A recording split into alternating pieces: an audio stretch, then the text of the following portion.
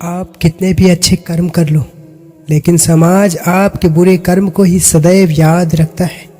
इसलिए लोग क्या कहेंगे यह सोचने से बेहतर है कि आप अपना कर्म करें। जन्म लेने वाले के लिए मृत्यु उसी प्रकार निश्चित है जितना कि मरने वालों के लिए जन्म लेना। इसलिए इस विषय पर शोक मनाना व्यर्थ है। गीता में कहा गया है, जो इंसान किसी की कमी को पूरी करता है वह सही अर्थों में महान होता है। गीता के अनुसार जिंदगी में हम कितने सही हैं और कितने गलत हैं यह केवल दो लोग जानते हैं, एक परमात्मा और दूसरी हमारी अंतरात्मा। जीवन का आनंद ना तो भूतकाल में है और ना भविष्य काल में, बल्कि जीवन तो बस वर्तमान को जीने में है। जब तक शरीर है तब तक कमजोरियां तो रहेगी ही, इसलिए कमजोरियों की चिंता छोड़ो और जो सही कर्म है उस पर अपना ध्यान लगाओ। हे अर्जुन, तुम भला क्यों रोते हो? तुमने जो खोया क्या वह तुमने पैदा किया था? आज जो तुम्हारा है वह कल किसी और का होगा, क्योंकि परिवर्तन ही संसार का नियम है। किसी का अच्छा ना कर सको तो बुरा भी मत करना, क्योंकि दुनिया कमजोर है लेकिन दुनिया बनाने वाला नहीं। यदि कोई व्यक्ति विश्वास के साथ इच्छित वस्तु को लेकर नित्य चिंतन करता है तो वह जो चाहे वह बन सकता है। सच्चा धर्म यह है कि जिन बातों को इंसान अपने लिए अच्छा नहीं समझता उन्हें दूसरों के लिए भी प्रयोग ना करे। कोई भी व्यक्ति अपने विश्वास से बनता है, वह जैसा विश्वास करता है उसी अनुरूप बन जाता है। मन अशांत है और उसे नियंत्रित करना कठिन है, लेकिन अभ्यास से इसे वश में किया जा सकता है। मेरे लिए समस्त प्राणी समान है, ना तो कोई मुझे अत्यधिक प्रिय है और ना ही कम, लेकिन जो मेरी भक्ति पूरे मन से करते हैं मैं सदैव आवश्यकता पड़ने पर उनके काम आता हूँ। मन की शांति से बढ़कर इस संसार में कोई भी संपत्ति नहीं है। जो मनुष्य फल की इच्छा का त्याग करके केवल कर्म पर ध्यान देता है वह अवश्य ही जीवन में सफल होता है। जो व्यक्ति क्रोध करता है उसके मन से भ्रम पैदा होता है, जिससे उसका बौद्धिक तर्क नष्ट हो जाता है और तभी व्यक्ति का धीरे धीरे पतन होने लगता है। गीता में लिखा है, जब इंसान की जरूरत बदल जाती है तब इंसान की बात करने का तरीका बदल जाता है। इस संपूर्ण संसार में आपकी रीति मृत्यु से भी अधिक खराब होती है। सदैव संदेह करने वाले व्यक्ति के लिए प्रसन्नता ना इस लोक में है ना ही कहीं और। जीवन में सफलता का ताला दो चाबियां से खुलता है, एक कठिन परिश्रम और दूसरा दृढ़ संकल्प। जो मन को नियंत्रित नहीं करते उनके लिए वह शत्रु के समान कार्य करता है। कठिन परिश्रम से बचने के लिए व्यक्ति को भाग्य और ईश्वर की इच्छा जैसे बहानों के बजाय चुनौतियों का सामना करना चाहिए। गीता में कहा गया है, कोई भी अपने कर्म से भाग नहीं सकता, कर्म का फल तो भुगतना ही पड़ता है।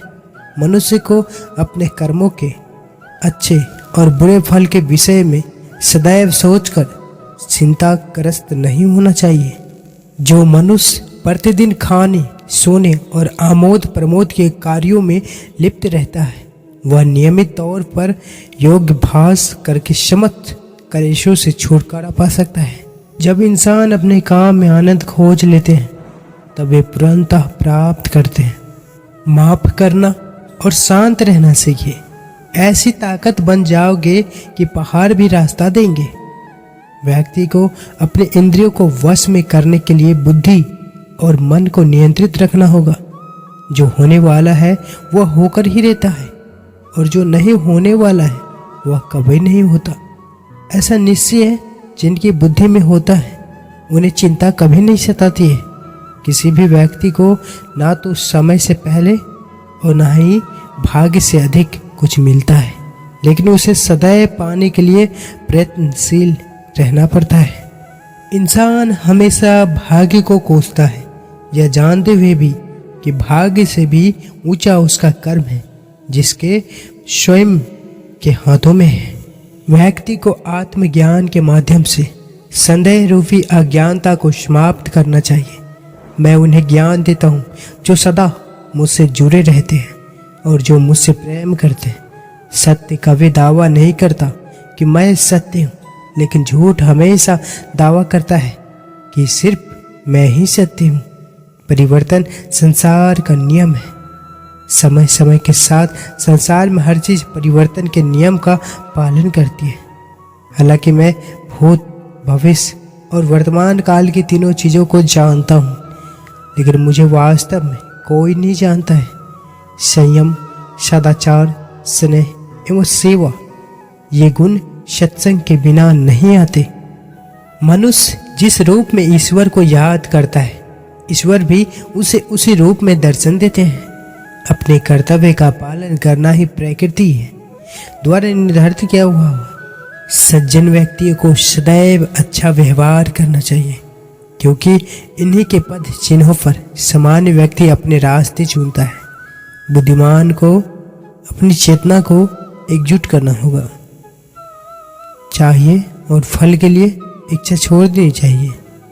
जीवन में कभी गुस्सा या क्रोध ना करें, यह आपके जीवन के ध्वस्त कर देगा।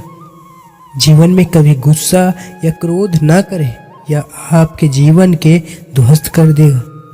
हे पार्थ, मैं और तुमने अपने कर्तव्यों को निभाने के लिए धरती पर कई अवतार लिए हैं, लेकिन मुझे याद है और तुम्हें नहीं।